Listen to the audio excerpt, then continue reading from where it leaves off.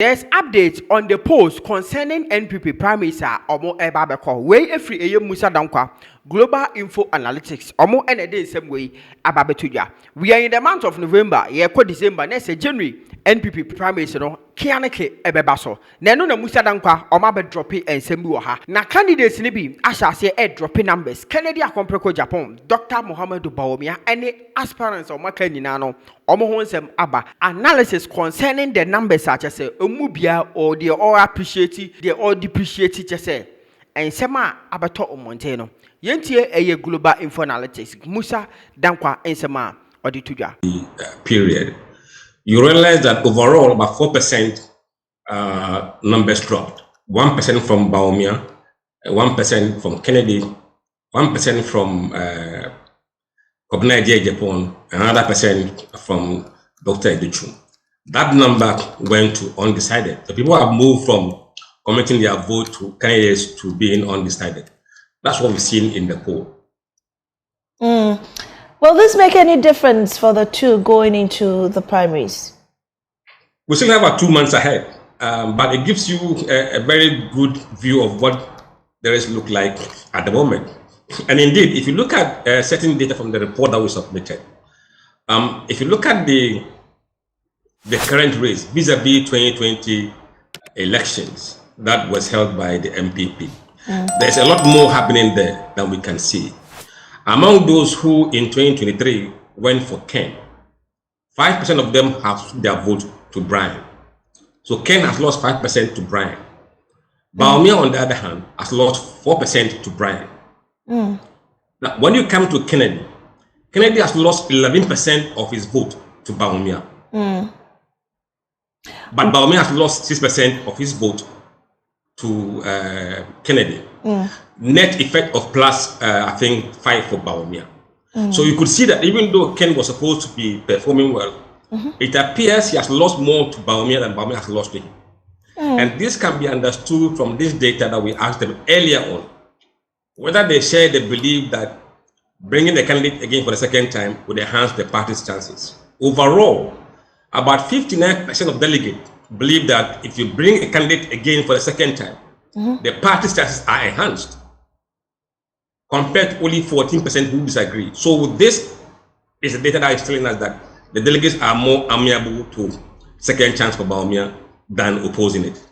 What really, I mean, apart from the reason you've given, what really is Kennedy not doing right? He seemed to have earlier on amassed the likeness of the grassroots. Is he doing something wrong? So let's go back to last week. I think when you are on the campaign trail and your campaign is kind of going down well, you will see that reflected in the favorability rating of you by the candidates, by the delegate.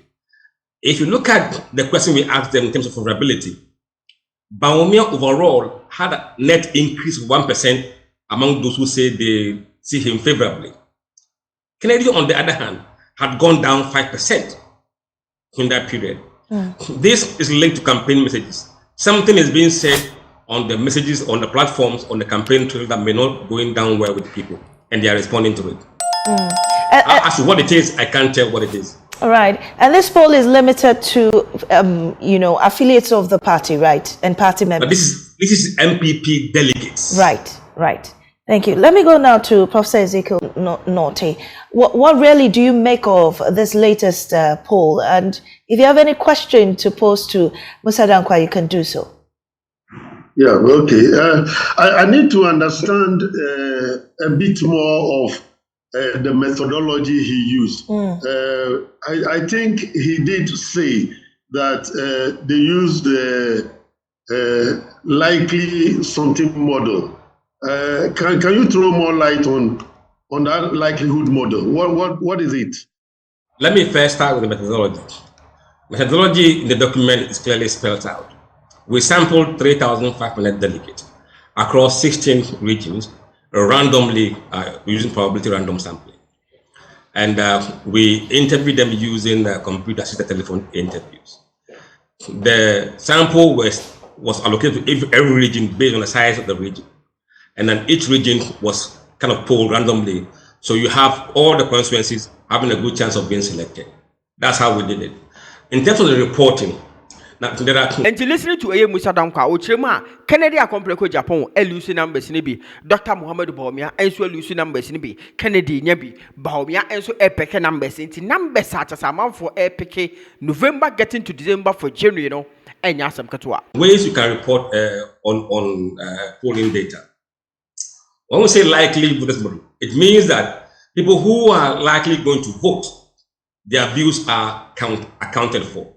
Those who say they will not vote, their views have been removed from the analysis. And what you are seeing is the results of those who said they will vote for Baumia, Kennedy, Brian, Edichum, Kobnade Depon, and those who know who they would vote for but have refused to disclose it to us. And then those who said they are honestly undecided. So this is what we call the likely voters. They are likely to show up on election day and vote. Oh, okay. But it's not as if you used a particular model and then you feed in the data to generate. No. Right. So these are polls data. Right? Yes. Okay. Right. Okay. That's fine. One thing I also need clarity on. There was a question you posed. That seems to suggest that people who in 2023 voted for either Kennedy or Dr. Mahmoud Baumia, having switched, you didn't use that data in projecting the likelihood of something happening the next time. I thought you could have used that information, but you just presented that. Yes, I mean, we're not there where we're going to project the winner yet. When we get to that point, we'll use our modeling to determine the kind of predictions. At the moment, we're just getting raw data. Right. So, I understand. Yeah. Yeah, so Professor Note, I mean, with this information you've collected and from where you sit, does this marginal decrease in the support for these two leading candidates make any difference in the run-up to their competition? Well, I'm a bit worried that none of them is getting close to the 50%. So in the unlikely event, it means that there's going to be a runoff. Okay, and there were questions about the runoff, which actually means that largely it is going to Dr. Mahmoud Baumia. My worry with the data is that at least the two leading contestants, which is Dr. Mahmoud Baumia and Kennedy Ajipon. I thought that if one is losing, the other should gain. Yeah. But they are both losing. It means that the other contestants, which he mentioned is Brian Achambo, is doing something great that the two are not watching. And so if there is a little bit more of time, he could actually pull a surprise. But I don't see the others, apart from him, Brian, and the two leading, I don't see any of them pulling any shocker, apart from that, from the details of the data. I'm a little bit surprised with Kennedy Ajipon's dwindling data, because it seems to suggest that he is also on the ground, just as Dr. Mahmoud Baumia. So I don't know what he is not doing right that is accounting for this. Right. Could it be that recent cracks in the party could also be blamed for what's happening? Oh, as for the cracks, it will not go anytime soon. That's how I see it. NHS the update on the post concerning NPP Primaries, NHS Global Info Analytics, and in some way na abetuja. Dowona TV. Chawabim, a comment section.